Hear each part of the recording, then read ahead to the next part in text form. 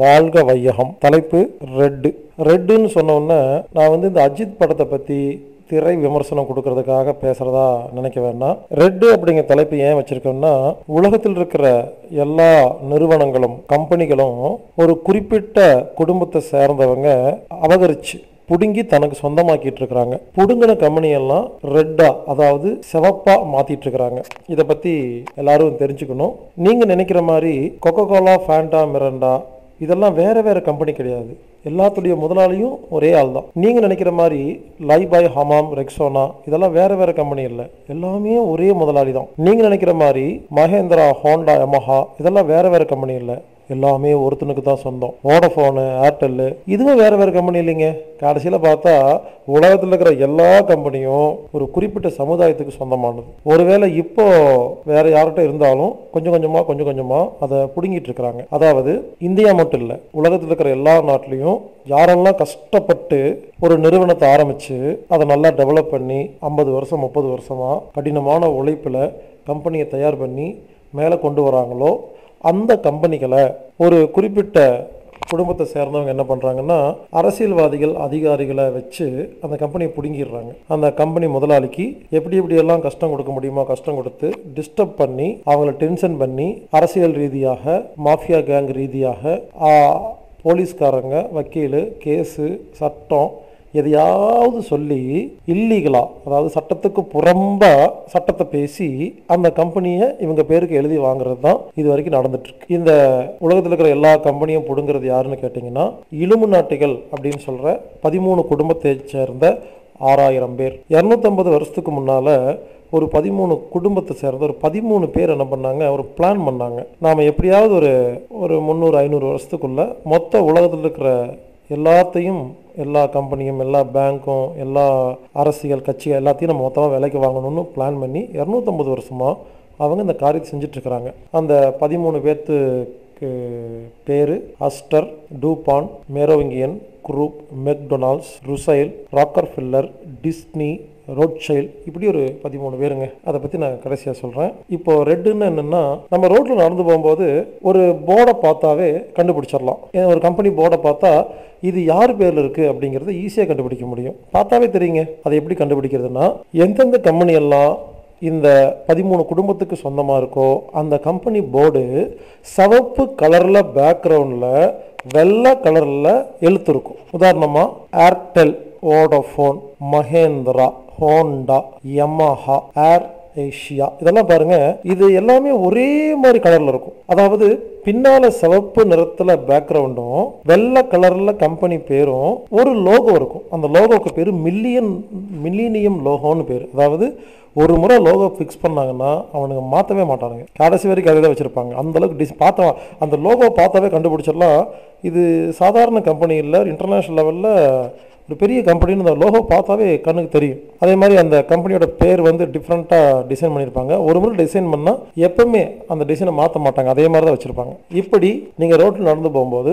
நிறைய கம்பெனி போர்டெல்லாம் பார்க்கலாம். சில கம்பெனி மட்டும் பேக்கில் சிவப்பா ஒரு வெள்ளை லெட்டரோட லோகோவோட இருக்கும், வேறு எந்த கலருமே இருக்காது. எப்போ ஒரு கம்பெனி சிவப்பு பேக்ரவுண்டில் எந்த கலரும் இல்லாமல் போர்டு காட்சியளிக்குதோ அந்த கம்பெனியை இவங்க பிடுங்கிட்டாங்கன்னு அர்த்தம். சில கம்பெனிகள் பாதி ப்ளூவாக இருக்கும், பாதி சிவப்பாக இருக்கும். அப்போ என்ன அர்த்தம்னா, பாதி பிடுங்கிட்டாங்க, பாதி பிடுங்கலன்னு அர்த்தம். சில கம்பெனிகள் சிவப்பாக இருக்கும், ஏதோ மஞ்சளோ பச்சையோ கருப்போ ஒரு சின்ன கலர் எக்ஸ்ட்ரா உள்ளே இருக்கும். அப்போ முக்கால்வாசி பிடுங்கிட்டாங்கன்னு, கால்வாசி பிடுங்க போகிறாங்கன்னு அர்த்தம். சில கம்பெனிகள் மற்ற கலர் நிறையா இருக்கும், கொஞ்சமாக சிவப்பு இருக்கும், கொஞ்சமாக பிடுங்கியிருக்காங்கன்னு அர்த்தம். இந்த சிவப்பு தான் இந்த 13 குடும்பத்தின் அடையாளம். இப்போ நான் ஒரு லிஸ்ட்டு சொல்கிறேன். அதாவது சுமார் 62,000 கம்பெனிகளை இது வரைக்கும் மற்றவங்கிட்ட இருந்து பிடுங்கியிருக்காங்க. நான் சொல்கிறது ஒரு அப்ராக்சிமேட் கணக்கு, பெரிய கம்பெனிகள். அந்த 62,000 கம்பெனிகள் இருந்து ஒரு 62 கம்பெனி பற்றி பேரை மட்டும் நான் சொல்கிறேன். இதுவே இப்படின்னா மிச்சம் 62,000 கம்பெனி எப்படி இருக்குன்னு யோசிச்சுக்கோங்க. 1 Air Asia, 2 Yamaha, 3 Honda, 4 Mahindra, 5 Vodafone, 6 Airtel, 7 Nike, 8 Coca Cola, 9 Lenovo, 10 Megamart, 11 South Indian Bank Limited, 12 Bata செருப்பு, 13 VIP suitcase, 15 Levi's, 16 Titan watch, 17 Nissan car company, 18 red bus அப்படிங்கிற ஒரு application, 19 Exide battery, 20 MRF tyre, 21 coffee டேங்கிற ஒரு tea கடை, 22 Muthoot finance, 23 கொசவட்டம் finance, 24 MTS cellphone, 25 ACC cement factory, 26 Havells, 27 Hindware, 28 கேஸ்கார்ட், 29 Suzuki, 30 Raymond, 31 Adidas, 32 Ray Ban, 33 Lava, 34 Isuzu, 35 Prestige, 36 Paragon, 37 Preethi, 38 Tune Talk, 39 Tune hotels, 40 Kalyan silks, 41 Base battery, 42 John Players, 43 ITC, 44 Eicher, 45 Benz, 46 Somani, 47 Anchor, 48 Kurlon, 49 காய்ரான், 50 Archies, 51 Pizza Hut, 52 Crystal, 53 Reynolds, 54 Air Arabia, 55 VKC slippers, 56 Haier, 57 Veedol, 58 Epco oil Dubai, 59 KIA motors, 60 ராக்கோல், 61 வேடியம் electrical stove, 62 Sathya home appliances. இது பார்த்தீங்கன்னா இதில் வந்து பெரிய ஒரு விமான கம்பெனி இருக்கும், ஒரு குட்டி சோப்பு கம்பெனி இருக்கும், துணிக்கடை இருக்கும், எல்லாத்தையும் பிடிங்கிருக்கிறாங்க. இது இந்த நான் சொன்ன 62 கம்பெனியை நீங்கள் அதில் போர்டை பாருங்கள். எல்லா போர்டும் பேக்கில் சிவப்பாக இருக்கும், வெள்ளை கலர் லெட்டர் இருக்கும், ஒரு லோகோ இருக்கும். ஆனால் இந்த கம்பெனி பிடுங்கிறதுக்கு முன்னால் இது வந்து வேறு கலரில் இருந்திருக்கும். உதாரணத்துக்கு இப்போ ஏர் ஏஷியா அப்படிங்கிற அந்த ஃப்ளைட்டை பாருங்கள், அது வந்து சிவப்பு கலரில் இருக்கும். அதோட முதலாளி வந்து தோனி பெர்னாண்டஸ் அப்படின்னு சொல்லிக்குவாங்க. அவர் முதலாளி இல்லை, அது சிஇஓ. சிஇஓன்னு யாருன்னா சம்பளத்துக்கு வேலை செய்கிறாரு, கேட்டால் இவர் என்னோடதுன்னு சொல்லிக்குவார். பட் அவர் கிடையாது. அவருக்கு பின்னால் இருக்கிறது இந்த 13 குடும்பத்தை சேர்ந்த 6000 பேர். அதாவது இந்த 13 குடும்பத்தை சேர்ந்தவங்க கும்பிட்ற சாமி இவங்க இந்து கிடையாது, முஸ்லீம் கிடையாது, கிறிஸ்டின் கிடையாது. லூசிஃபர் அப்படிங்கிற ஒரு பெண் தெய்வத்தை வழிபடுற சாத்தான் இனத்தை சார்ந்தவங்க, அதாவது ஆன்டி கிறிஸ்ட். இவங்க 666 அப்படிங்கிற நம்பருக்கு சொந்தக்காரங்கள், 13 என்ற நம்பருக்கு சொந்தக்காரர்கள். இவர்கள் சாத்தான், அதாவது பைபிளில் சாத்தான்னு சொல்ற, குரான்ல தெஜ்ஜால்னு சொல்ற, இந்துக்களால் அரக்கன்னு சொல்லப்படுற அந்த குடும்பம் இன்னும் உயிரோடு இருக்கு.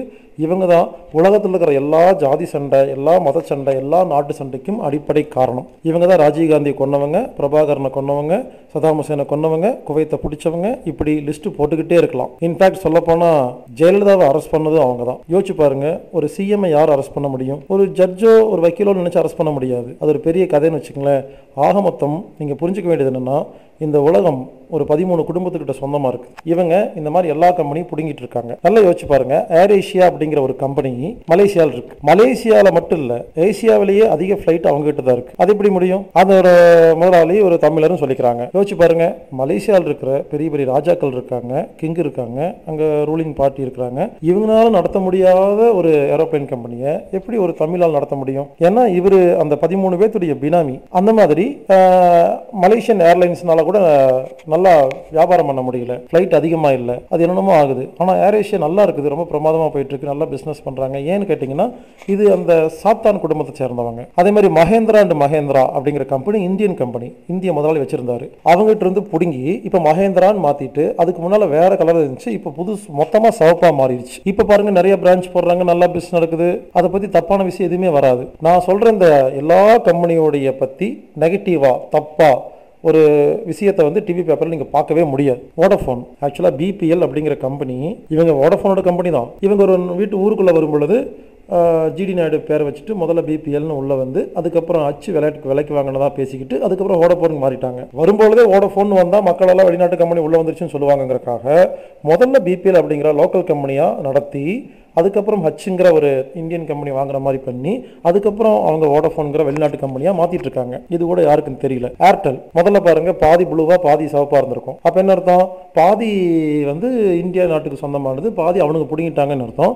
இப்போ பாருங்க, திடீர்னு ஏர்டெல் ஃபுல்லாக ரெட்டாக மாறிச்சா? எப்போ ரெட்டாக மாறிச்சோ மொத்தமாக அவங்க பிடுங்கிட்டாங்கன்னு அர்த்தம். அதே மாதிரி ஏர் அரேபியா அப்படிங்கிறது அவர் அரேபியன் நாட்டு முஸ்லீம் சொந்தக்காரன் கிடையாது, இதுக்கு சாத்தாங்க தான் சொந்தக்காரங்க. அதே மாதிரி எமிரேட்ஸில் முக்காவாசி ஷேர் இவங்ககிட்ட தான் இருக்குது. கூடி சீக்கிரம் எமிரேட்ஸை பிடிக்க போறாங்க. எமிரேட்ஸில் பார்த்தீங்கன்னா ஒரு சின்னதாக வேற ஒரு கலர் இருக்கும். அந்த கலர் என்னைக்கு மாறி மொத்தமாக மாறுதோ அன்னைக்கு எமிரேட்ஸ் வந்து மொத்தமாக பிடுங்கிட்டாங்கன்னு அர்த்தம். எனக்கு தெரிஞ்சு என்ன பிளான்னு கேட்டிங்கன்னா, ஏர் அரேபியா அப்படிங்கிற ஒரு பேரை வச்சு அரேபிய நாட்டில் இருக்கிற எல்லா ஏர்லைன்ஸையும் விலைக்கு வாங்க போகிறாங்க. ஏர் ஏஷியா தான் கொஞ்ச நாளுக்கு அப்புறம் ஸ்பைஸ் ஜெட்டு, இண்டிகோ இந்த ஃப்ளைட்டெல்லாம் வாங்க போகுது. வாங்கிட்டு ஏசியா ஃபுல்லாக ஏர் ஏஷியா இருக்கும், அரேபியா ஃபுல்லாக ஏர் அரேபியா இருக்கும். இப்படி ஒரு குறிப்பிட்ட இடத்துல இருக்கிற எல்லா ஃப்ளைட்டு கம்பெனியும் ஒன்றா கொண்டு வரது தான் இவங்க பிளான். அதே மாதிரி முத்தூட் ஃபினான்ஸ் விலைக்கு வாங்கிட்டாங்க. முத்தூட் ஃபினான்ஸ் அப்படிங்கிறது ஒரு மலையாளி, ஒரு கேரளாக்காரை சேர்ந்த ஒருத்தர் ஆரம்பித்து கஷ்டப்பட்டு டெவலப் பண்ணி வந்தார். அதை பிடிங்கி என்ன பண்ணிட்டாங்க, இப்போ நல்லா டெவலப் பண்ணி இப்போ பாருங்கள் முத்தூட் ஃபினான்ஸில் இப்போ நல்லா ரொம்ப பிரமாதமாக போயிட்டுருக்கு, லோன் தராங்க. எப்படி அவ்வளோ பணம் எங்கிருந்து வந்துச்சு இந்த முத்தூட் ஃபினான்ஸ்க்கு? ஏன்னா அது சாத்தாங்கையில் போயிடுச்சு. South Indian Bank limited, south Indian Bank limited முதல்ல வேறு கலரில் இருந்துச்சு, இப்போ ரெட்டாக மாறிடுச்சு. எப்போ சிவப்பாக மாறிச்சோ ஐசிஐசிஐ பேங்க்குக்கு, ஹெச்டிஎஃப்சி பேங்க்குக்கு, எஸ்பிஐ பேங்க்குக்கு ஈக்குவலாக ஏடிஎம்கள் வைக்க ஆரம்பிச்சிட்டாங்க. நிறைய லோன் கொடுத்துட்ருக்காங்க. இந்த கோடிக்கணக்கான பணம் யார்கிட்ட வந்துச்சு? ஏன்னா சவுத் இந்தியன் பேங்கை பிடுங்கிட்டாங்க. இந்த சவுத் இந்தியன் பேங்க் தான் இன்னும் கொஞ்ச நாளுக்கு அப்புறம் ஐசிஐசிஐ பேங்க், ஹெச்டிஎஃப்சி பேங்க் அப்படி இருக்கிற எல்லா பேங்க்கையும் விலைக்கு வாங்கிடும். சவுத் இந்தியா ஃபுல்லாக ஒரே பேங்க் கண்ட்ரோல் கொண்டு வரதான் அவங்க பிளான். இது சாத்தானுடைய பிளான். கல்யாண் சில்க்ஸ் பாருங்கள், கல்யாண் சில்க்ஸ் முதல்ல எப்படி இருந்துச்சு? ஒரு மஞ்சள் கலரில் இருந்துச்சு. பிஸ்னஸ் ஒழுங்காக நடக்கவே இல்லை. இவனுக்கு பிடிங்கிட்டானுங்க. பிடுங்கணுன்னா சிவப்பாக மாற்றிட்டானுங்க. சிவப்பாக மாற்றினதுக்கப்புறம் பாருங்கள், துபாய் 4 பிரான்ச் போட்டு, வெளிநாட்டில் பிரான்ச் போட்டு ரொம்ப பிரமாதமாக போயிட்டு இருக்கு. ஏன்னா சாத்தான்கள் பிடிங்கிட்டாங்க. ஏசிசி சிமெண்ட் ஃபேக்டரி விட்டு வச்சாங்களா? ஏசிசி சிமெண்ட் ஃபேக்டரி முதல்ல பிசினஸ் கம்மியாக நடந்துட்டு இருந்துச்சு, அதை பிடுங்கிட்டாங்க, சிவப்பா மாறிடுச்சு. இனிமேல் நீங்க ரோட்ல பாருங்க, எந்தெந்த கம்பெனி எல்லாம் எவ்வளவு சிவப்பா இருக்குதோ அந்த அளவுக்கு சாத்தான் கையில போயிருச்சுன்னு அர்த்தம். இவங்க அமெரிக்கர்கள் கிடையாது, இவங்க எல்லாருமே முக்காவாசி பேர் யூதர்கள். இவனுக்கு தான் இந்த மொத்த உலகத்தில் இருக்கிற எல்லா நல்லதுக்கும் எல்லா கெட்டதுக்கும் இவங்க தான் காரணம். நான் நல்லதுன்னு சொன்னது என்னன்னா, இப்ப எல்லாரும் செல்போன் வச்சிருக்கிறோம், கார்ல போறோம், இன்டர்நெட் பயன்படுத்திட்டு இருக்கோம். அதுக்கு காரணமும் அவங்க தான். அதே சமயத்துல சண்டை சச்சரவு அடிதடி மாஃபியா கேங்கு, நாட்டுக்கு சண்டை, மத சண்டை, அதுக்கும் இவங்க தான் காரணம் அப்படிங்கிறத தயவுசெய்து புரிஞ்சுக்கங்க. Aircel, Pepsi, HDFC bank, VKC, Tata sky, Asian paint, இதெல்லாம் பாருங்க. இதெல்லாம் பார்த்தீங்கன்னா ஒரு பாதி ப்ளூவா இருக்கும், பாதி சிவப்பா இருக்கும். ஏன்னா பாதி இந்தியன் கிட்ட இருக்கு, பாதி அவனுக்கு வச்சிருக்காங்கன்னு அர்த்தம். ஏர்செல் என்னைக்கு ஃபுல்லா சிவப்பா மாறுதோ அப்போ பிடுங்கிட்டாங்கன்னு அர்த்தம். ஹெச்டிஎஃப்சி பேங்க் பாருங்க, முதல்ல சிவப்பு கம்மியாக இருந்துச்சு, போப்போ அதிகமாயிட்டே வருது. அப்போ என்ன அர்த்தம்? கை மாறிட்டு இருக்குன்னு அர்த்தம். சில கம்பெனிலாம் முக்காவாசி வாங்கிட்டாங்கன்னு அர்த்தம். அதை கண்டுபிடிச்சிடலாம். ICICI bank, Axis bank, LG, Hero, Maruti, Sun Direct, இந்த சென்னை சில்க்ஸ், எமிரேட்ஸ், இதெல்லாம் பார்த்தீங்கன்னா முக்கால்வாசி வாங்கிட்டாங்க. இன்னும் கால்வாசி தான் பாக்கி இருக்கு. அந்த காரை பார்த்தாவே கண்டுபிடிச்சிடலாம். ஒரு நாள் இது ஃபுல்லாக சிவப்பாக மாறும், அன்னைக்கு நம்ம மொத்தமாக பிடிங்கிட்டாங்கிறது கன்ஃபார்ம் பண்ணிக்கலாம். இவங்க என்ன பண்ணுவாங்கன்னா, அந்த கம்பெனிக்கு எந்த ஒரு மதம் சம்பந்தமாகவும் ஒரு முத்திரை வைக்க மாட்டாங்க. அது இன்டர்நேஷனல் ஸ்டாண்டர்டில் இருக்கும். பார்த்தீங்கன்னா இந்த ஹீரோவில் பார்த்தீங்கன்னா கொஞ்சமாக கருப்பாக இருக்கும். அப்போ என்ன அர்த்தம்? அது கொஞ்சமாக இன்னும் அவங்க கையில் மற்ற யாரோ கையில் இருக்குன்னு அர்த்தம். அதை பிடுங்கணும்னா மொத்தமாக ரெட்டாக மாறிடும். இப்படி நம்ம ரோட்டில் போகும்போதே பார்க்கும்பொழுது நமக்கு எல்லாமே புரிக்கும். ஏன் இவங்க அடுத்தவங்க கம்பெனியை பிடுங்குறாங்கன்னு கேட்டா, ஒரே கல்ல 50 மாங்காங்க. அதாவது இவனுக்கு நினைச்சானுங்கன்னா சொந்தமா ஒரு கம்பெனி வச்சு டெவலப் பண்ணி இன்டர்நேஷனல் லெவல்ல ஃபேமஸ் ஆக்க முடியும். ஆனா பண்ண மாட்டாங்க.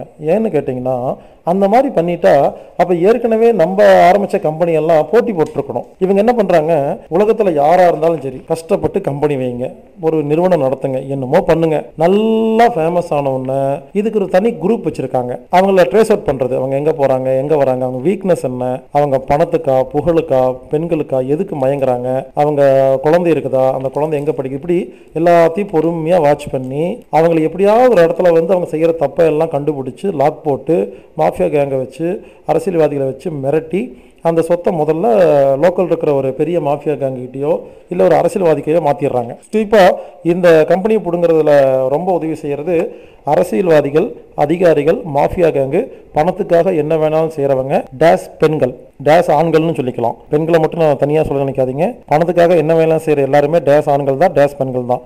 இவங்கெல்லாம் ஒன்று சேர்ந்து என்ன பண்ணுறாங்கன்னா, இவங்களுக்கு சப்போர்ட் பண்ணி புடிங்கி கொடுத்துட்றாங்க. ஸோ நான் என்ன சொல்கிறேன்னா, அவன் மேலே தப்பு இல்லை, நம்ம கூடவே இருந்து காட்டி கொடுக்குற, கூட்டி கொடுக்குற இவனுகளை சரி பண்ணால் அவனுக்கு சரி பண்ணிடலாம். இப்படி பல்வேறு கம்பெனிகளை ஏன் பிடுங்குறாங்கன்னா, அது ஒரு அவங்களுக்கு ஒரு ஜாலி, ஒரு ஹாபி.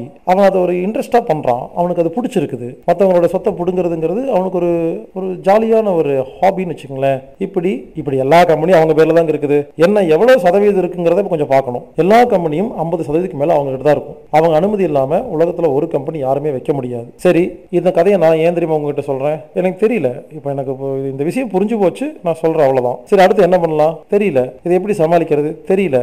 ஆனா கூடி சீக்கிரம் தெரியும். இப்போ இது தெரிஞ்சது தெரியாதா? இந்த கதையை உங்களுக்கு ஏன் சொல்றேன்னா, தயவு செய்து புரிஞ்சுக்கங்க. இந்த உலகமே ஒரு நாடக மேடை.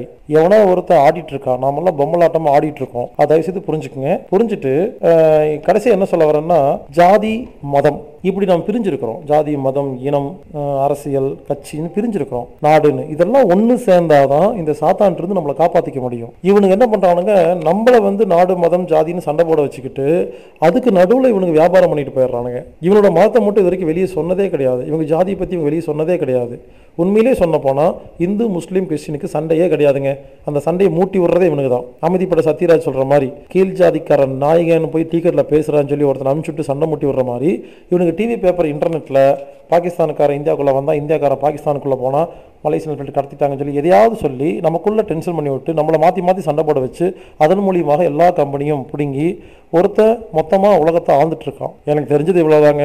இதை ஏன் சொல்கிறேன்னா, நம்மளாம் யோசிக்கணும். அடுத்து என்ன பண்ணணும் ஏது பண்ணணும் யோசிக்கணும். சும்மா பிறந்தோம் சாப்பிட்டோம் போனோம் அப்படின்லாம் இல்லாமல் ஏதாவது பண்ணணும், யோசிக்கணும். ஸோ எனக்கு தெரிஞ்சதை நான் சொல்லியிருக்கிறேன். நம்ம எல்லாரும் ஒன்று சேருவோம், உட்காருவோம், பேசுவோம், என்ன பண்ணலான்னு முடிவெடுப்போம். பெரிய பெரிய ஜாம்பவான்கள்லாம் இருக்கீங்க இல்லையா, வாங்க உட்காருவோம், பேசுவோம், ஒரு முடிவெடுப்போம். இல்லை நான் ஒரு முடிவெடுக்கிறேன், இன்னைக்கு இவ்வளோதான் எனக்கு தெரியும், நாளைக்கு கொஞ்சம் யோசிக்கிறேன், ஏதாவது ஐடியா கிடைக்கும், இவங்களை எப்படி சமாளிக்கிறது, இவன்ட்டு இருந்து நம்மகிட்ட பிடுங்கின கம்பெனியை எப்படி திரும்பி பிடுங்கிறது, இல்லை அவனுங்களை வச்சு எப்படி நல்ல காரியம் பண்ணுறது, இந்த மாதிரி யோசிப்போம், ஏதாவது பண்ணுவோம். ஆக மொத்தம் புரிஞ்சுக்குங்க, இந்த உலகமே ரெட் ஆகிட்டு வருது. இனிமேல் ரோட்டில் பஸ்ஸில் காரில் போகும்போது அப்படியே பாருங்க எவ்வளவு ரெட்டா எவ்வளவு சிவப்பாக மாறி இருக்குன்னு தெரியும். அதையெல்லாம் நம்ம பச்சையாக மாற்றணும். அவனுக்கு ரெட்டு, நம்ம பச்சை. கூடி சீக்கிரம் மாற்றுவோம். எல்லாரும் யோசிப்போம். தயவு செய்து நாட்டில் நல்ல காரியம் பண்ணணும்னு நினைக்கிறவங்க எல்லாம் ஒன்று சேருவோம். ஒரு நாள் உட்காந்து பேசி ஒரு முடிவெடுத்து இந்த ஊர் உலகத்தை நிம்மதியாக அமைதியாக சந்தோஷமா மாத்திருக்க என்னெல்லாம் வழி இருக்குதோ அதையெல்லாம் செய்வோம். இந்த சாத்தான் இருந்து இந்த உலகத்தை காப்பாற்றுவோம். எனக்கு ஐடியா கொடுங்க, இல்லை நானும் ஐடியா கொடுக்குறேன். இந்த 13 பேர்த்தை பற்றி நான் நிறைய பேசியிருக்கிறேன். உலக அரசியல் அப்படிங்கிற தலைப்பில் பீசோ மாஸ்டர் அப்படிங்கிற பேரில் யூடியூப்ல பாருங்க. நான் உடம்பை பற்றி பேசும்பொழுது ஹீலர் பாஸ்கர், மனசை பற்றி பேசும்போது மாஸ்டர் பாஸ்கர், உலக அரசியல் பேசும்பொழுது பீசோ மாஸ்டர். இப்படி பல்வேறு ரூபத்தில் பல்வேறு விதங்களில் நாம் மக்களுக்கு விழிப்புணர்வு கொடுத்துட்ருக்குறோம். மேலும் இவர்களுக்கு www.anatomictherapy.org அல்லது masterbaskar.org என்ற இணையதளத்தை அடிக்கடி பாருங்கள். யூடியூப்பில் நிறையா பேசியிருக்கிறேன், 58 டாப்பிக்கில் பேசியிருக்கேன், கேளுங்க. மேலும் இவங்களுக்கு 99441007 என்ற நம்பரை தொடர்பு கொள்ளுங்கள். இந்தியா நம்பரு 9842452508 என்ற நம்பரை தொடர்பு கொள்ளுங்கள். வாழ்க வளமுடன், வாழ்க வையகம். இந்த உலகை காப்பாற்றுவோம், ஒற்றுமையாக இருப்போம். மேலும் விவரங்களுக்கு ஃபோன் மூலமாக தொடர்பு கொள்றதா இருந்தால் இந்தியா ஹெட் ஆஃபீஸ் நம்பர் +91 9944221007. இன்னொரு நம்பர் 9842452508. இமெயில் மூலமாக கான்டாக்ட் பண்ணுறதா இருந்தால் anatomictreatment@gmail.com ANATOMICTREATMENT@gmail.com இல்லைன்னா healerbaskar@gmail.com HEALERBASKAR@gmail.com anatomictherapy.org அப்படிங்கிற வெப்சைட்லேயோ anatomictherapyfoundation.com அப்படிங்கிற வெப்சைட்லேயோ நீங்கள் எல்லா விஷயங்களையும் தெரிஞ்சுக்கலாம்.